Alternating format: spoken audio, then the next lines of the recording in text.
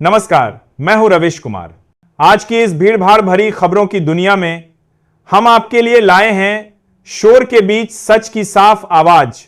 हमें बताया जाता है कि सब ठीक है, लेकिन सवाल वही है, क्या वाकई सब ठीक है? आइए आज की खबरों को समझते हैं और महसूस करते हैं कि देश की असली तस्वीर कैसी दिखती है। और हां दोस्तों, आप हमारा ये वीडियो कहां से देख रहे हैं, कमेंट में जरूर बताइए। वीडियो को लाइक करें और चैनल को सब्सक्राइब करें। तो चलिए शुरू करते हैं आज की पहली खबर। प्रधानमंत्री नरेंद्र मोदी 18 जनवरी को सांतरागाछी स्टेशन से अमृत भारत एक्सप्रेस को हरी झंडी दिखाएंगे। यह ट्रेन रात 8:55 बजे धनबाद पहुंचेगी। रेलवे के अनुसार इस नई सेवा से यात्रियों को बेहतर सुविधाएं मिलेंगी और यात्रा समय में भी सुधार होगा। ट्रेन की टिकट बुकिंग आज से शुरू कर दी गई है। उद्घाटन को लेकर रेलवे प्रशासन और सुरक्षा एजेंसियां तैयारियों में जुटी हैं। भीड़ प्रबंधन और व्यवस्थाओं पर विशेष ध्यान रखा जा रहा है। जम्मू कश्मीर के मंत्री शर्मा ने कुछ वरिष्ठ अधिकारियों और नौकरशाहों पर गंभीर आरोप लगाए हैं। उन्होंने कहा कि कुछ अफसर घमंड में चुनी हुई सरकार के कामकाज में बाधा डाल रहे हैं। मंत्री के अनुसार लोकतंत्र में निर्वाचित प्रतिनिधियों की भूमिका सर्वोपरि होती है, लेकिन कुछ अधिकारी सीमाएं लांघ रहे हैं। उन्होंने प्रशासनिक व्यवस्था में जवाबदेही तय करने और सरकार के फैसलों को प्रभावी ढंग से लागू करने की जरूरत पर जोर दिया। बसपा अध्यक्ष मायावती ने अपने 70वें जन्मदिन के अवसर पर बड़ा राजनीतिक संदेश देते हुए कहा कि पार्टी उत्तर प्रदेश विधानसभा चुनाव 2027 अकेले लड़ेगी। उन्होंने स्पष्ट किया कि बसपा किसी भी गठबंधन में शामिल नहीं होगी। मायावती ने कार्यकर्ताओं से संगठन मजबूत करने और जनता के मुद्दों पर सक्रिय रहने का आह्वान किया। उन्होंने कहा कि बसपा ही दलितों, पिछड़ों और गरीबों की सच्ची आवाज है। पाकिस्तान के प्रधानमंत्री शहबाज शरीफ ने एक बार फिर बड़े दावे करते हुए कहा कि ऑपरेशन सिंदूर के बाद उनके देश के लड़ाकू विमानों की अंतर्राष्ट्रीय मांग बढ़ गई है। उनके इस बयान को भारत विरोधी बयानबाजी के तौर पर देखा जा रहा है। विपक्षी दलों और रक्षा विशेषज्ञों ने इसे हकीकत से दूर बताते हुए कहा कि पाकिस्तान अपनी आंतरिक नाकामियों से ध्यान भटकाने के लिए ऐसे बयान दे रहा है। शहबाज के इस दावे पर सोशल मीडिया पर भी तीखी प्रतिक्रियाएं सामने आई हैं। फिल्म जन नायकन को लेकर अभिनेता विजय को सुप्रीम कोर्ट से झटका लगा है।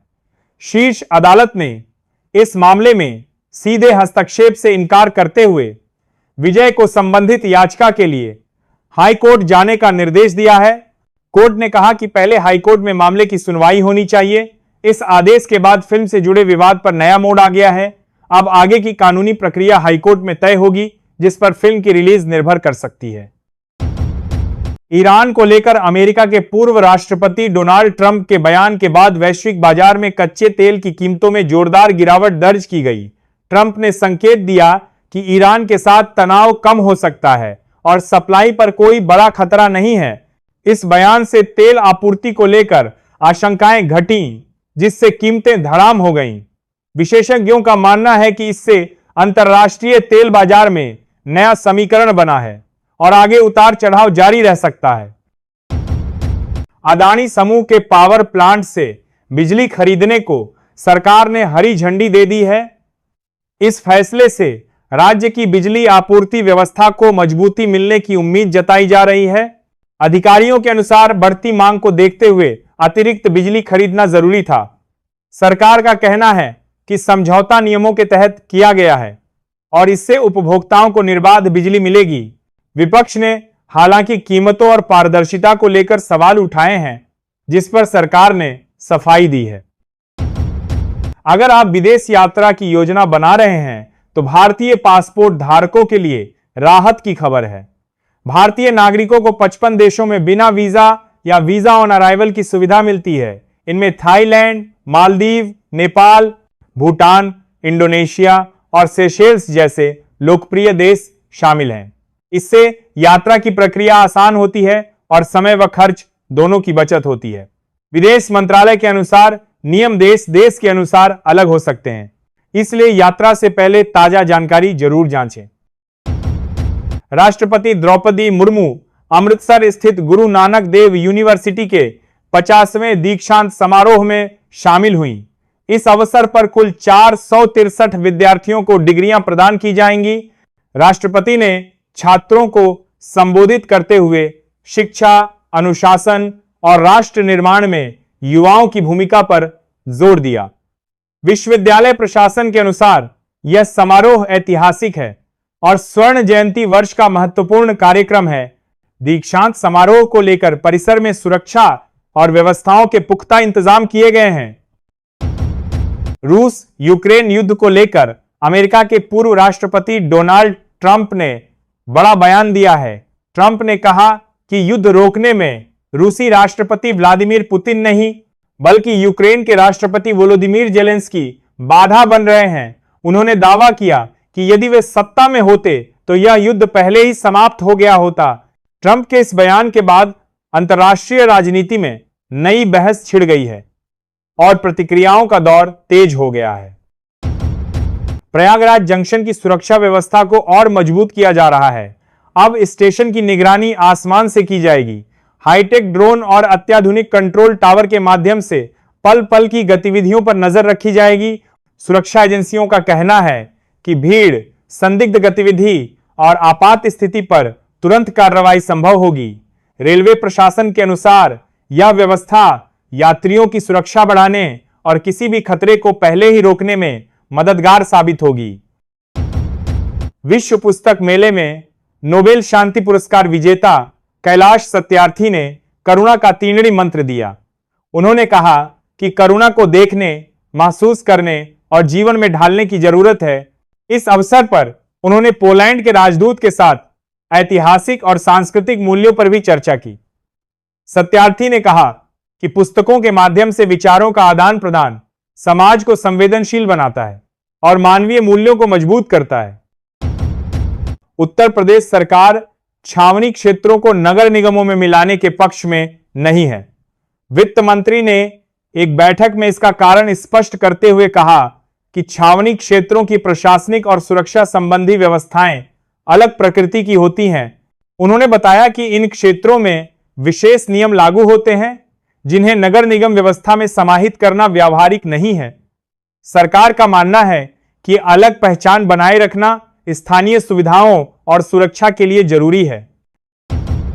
बिहार में गंगा नदी पर ऑटोमेटिक टाइड गेज लगाए गए हैं, जिससे जल स्तर की सटीक और रियल टाइम जानकारी मिल सकेगी। इन उपकरणों से बाढ़ की पूर्व चेतावनी, जल प्रबंधन और आपदा नियंत्रण में बड़ी मदद मिलेगी। अधिकारियों के अनुसार इससे मैनुअल माप की जरूरत खत्म होगी और डेटा सीधे कंट्रोल रूम तक पहुंचेगा। किसानों, प्रशासन और आपदा प्रबंधन एजेंसियों को समय पर जानकारी मिलने से नुकसान कम करने में सहूलियत होगी।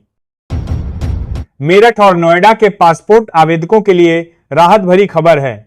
अब उन्हें पासपोर्ट से जुड़े कामों के लिए गाजियाबाद नहीं जाना पड़ेगा। दोनों शहरों में पासपोर्ट सेवा से संबंधित सुविधाएं उपलब्ध कराई जा रही हैं, जिससे आवेदन और सत्यापन प्रक्रिया आसान होगी। अधिकारियों के अनुसार इससे भीड़ कम होगी और लोगों का समय व खर्च बचेगा। यह कदम आवेदकों की सुविधा और प्रशासनिक कार्यप्रणाली को बेहतर बनाने के उद्देश्य से उठाया गया है। अमेरिका के पूर्व राष्ट्रपति डोनाल्ड ट्रंप की धमकियों के जवाब में ईरान ने कड़ा रुख अपनाया है। ईरान ने कहा कि अगर उस पर हमला हुआ तो क्षेत्र में मौजूद अमेरिकी सैन्य ठिकानों को निशाना बनाया जाएगा। इस बयान के बाद पश्चिम एशिया में तनाव और बढ़ गया है। विशेषज्ञों का मानना है कि दोनों देशों के बीच बयानबाजी बड़े टकराव की आशंका को जन्म दे रही है, जिसका असर वैश्विक राजनीति और तेल बाजार पर भी पड़ सकता है। प्रधानमंत्री नरेंद्र मोदी ने पोंगल उत्सव में भाग लेते हुए तमिल संस्कृति की ऐतिहासिक महत्ता को रेखांकित किया। उन्होंने कहा कि तमिल सभ्यता दुनिया की सबसे प्राचीन संस्कृतियों में से एक है, जिसने मानवता को ज्ञान और परंपराओं की समृद्ध विरासत दी है। पीएम मोदी ने किसानों, संस्कृति और प्रकृति के प्रति सम्मान को पोंगल का मूल भाव बताया। उनके इस बयान को सांस्कृतिक एकता और विरासत के सम्मान के रूप में देखा जा रहा है। पाकिस्तान की किसी भी नापाक हरकत का जवाब अब और मजबूत होगा। रक्षा सूत्रों के अनुसार। यदि पाकिस्तान ने फिर कोई दुस्साहस किया तो जम्मू की एक बेटी दुश्मन के ठिकानों पर हवा से गाइडेड मिसाइलें दागेगी। यह बयान भारतीय सेना में महिलाओं की बढ़ती भूमिका और ताकत को दर्शाता है। इससे दुश्मन को स्पष्ट संदेश दिया गया है कि भारत हर मोर्चे पर पूरी तरह तैयार है और सुरक्षा से कोई समझौता नहीं किया जाएगा। मुख्यमंत्री योगी आदित्यनाथ भी नई स्वास्थ्य तकनीक को देखकर हैरान रह गए हैं। अब मोबाइल का कैमरा मात्र 20 सेकंड में आपकी सेहत की पूरी रिपोर्ट बता सकेगा। इस तकनीक के जरिए heart rate, oxygen level, stress और अन्य स्वास्थ्य संकेतों की जांच संभव होगी। विशेषज्ञों का कहना है कि यह डिजिटल हेल्थ के क्षेत्र में बड़ा कदम है। इससे आम लोगों को घर बैठे प्राथमिक स्वास्थ्य जांच की सुविधा मिलेगी और समय रहते इलाज संभव हो सकेगा। खरमास के समाप्त होते ही बिहार की राजनीति में हलचल तेज हो गई है और अब पॉलिटिकल गेम खुलकर शुरू होने वाला है। मुख्यमंत्री नीतीश कुमार, नेता प्रतिपक्ष तेजस्वी यादव और रणनीतिकार प्रशांत किशोर की यात्राएं चर्चा में हैं। इन दौरों के जरिए जनता से सीधा संवाद और सियासी ताकत दिखाने की कोशिश होगी। माना जा रहा है कि आने वाले दिनों में गठबंधन, रणनीति और बयानबाजी से राज्य का सियासी तापमान और बढ़ेगा। कांग्रेस नेता राहुल गांधी इंदौर दौरे पर पहुंचेंगे, जहां वे दूषित जल से हुई मौतों के पीड़ित परिवारों से मुलाकात करेंगे। इस दौरान राहुल गांधी प्रभावित इलाकों का दौरा कर हालात का जायजा लेंगे। कांग्रेस ने इसे प्रशासनिक विफलता बताया है और जिम्मेदार अधिकारियों पर कार्रवाई की मांग की है। राहुल गांधी का यह दौरा राज्य सरकार पर दबाव बढ़ाने और जन मुद्दों को राष्ट्रीय स्तर पर उठाने की रणनीति के रूप में देखा जा रहा है। कर्नाटक की राजनीति में नेतृत्व संघर्ष एक बार फिर चर्चा में आ गया है। उप मुख्यमंत्री डीके शिवकुमार की एक सोशल मीडिया पोस्ट के बाद सियासी हलचल तेज हो गई। इसे मुख्यमंत्री पद की दावेदारी से जोड़कर देखा जा रहा है। इस बीच कर्नाटक के मुख्यमंत्री सिद्धरमैया दिल्ली दौरे पर आने वाले हैं। माना जा रहा है कि वे पार्टी आलाकमान से मुलाकात कर मौजूदा हालात और नेतृत्व को लेकर स्थिति स्पष्ट करेंगे। मिशन 2027 को ध्यान में रखते हुए आम आदमी पार्टी ने संगठन को मजबूत करना शुरू कर दिया है। पार्टी ने 250 वार्ड पर्यवेक्षकों की नियुक्ति की है, जिनमें ज्यादातर युवा शामिल हैं। पार्टी नेतृत्व का कहना है कि युवाओं को जिम्मेदारी देकर जमीनी स्तर पर संगठन को सक्रिय किया जाएगा। ये पर्यवेक्षक जनता से संवाद, मुद्दों की पहचान और संगठनात्मक गतिविधियों को मजबूत करेंगे। इससे आगामी चुनावों में पार्टी की रणनीति को धार मिलने की उम्मीद है। अमेरिकी टैरिफ से जुड़े मामले में बुधवार को भी सुप्रीम कोर्ट का फैसला नहीं आ सका। कोर्ट ने मामले की सुनवाई के बाद अगली तारीख की घोषणा नहीं की है। इस कारण संबंधित पक्षों में असमंजस की स्थिति बनी हुई है। विशेषज्ञों का कहना है कि फैसले में देरी से व्यापार और आर्थिक गतिविधियों पर असर पड़ सकता है। अब सभी की नजरें अदालत की अगली सुनवाई और निर्णय पर टिकी हुई हैं। डेनमार्क के साथ बढ़ते विवाद के बीच अमेरिका के पूर्व राष्ट्रपति डोनाल्ड ट्रंप ने ग्रीनलैंड को लेकर तीखा बयान दिया है। ट्रंप ने कहा कि अमेरिका अपने हितों से समझौता नहीं करेगा और जरूरत पड़ी तो कड़ा कदम उठाया जाएगा। उनके बयान को लेकर अंतर्राष्ट्रीय स्तर पर प्रतिक्रिया देखने को मिल रही है। विशेषज्ञों का मानना है कि इस टिप्पणी से डेनमार्क और अमेरिका के संबंधों में और तनाव बढ़ सकता है और कूटनीतिक स्तर पर नई चुनौती खड़ी हो सकती है।